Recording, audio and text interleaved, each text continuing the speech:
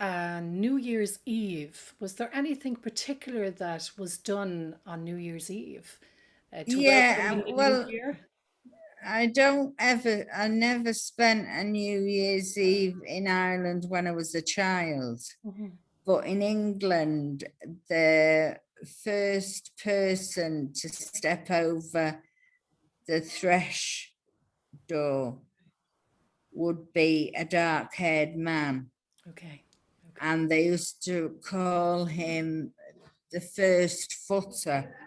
Okay. And it usually would be a neighbour that did it to every house. He'd be the dark haired man, and he'd bring some salt with him, coal. And I don't know if it was a bit of bread. There was a third item, and I'm not too sure about that. But I definitely remember the salt and the coal. Okay. And you would leave it out on the doorstep before 12 o'clock.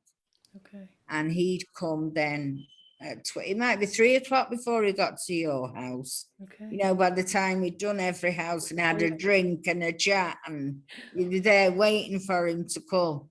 And he'd come anyway, and he'd knock, and then he'd bring in the coal and the salt and whatever the third thing was. And he'd have a drink with the family, and they'd have a bit of a chat, and then he'd carry on to the next house. Okay. Now, that was an English tradition.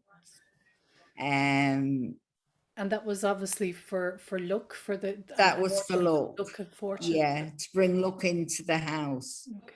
He'd bring the luck into the house.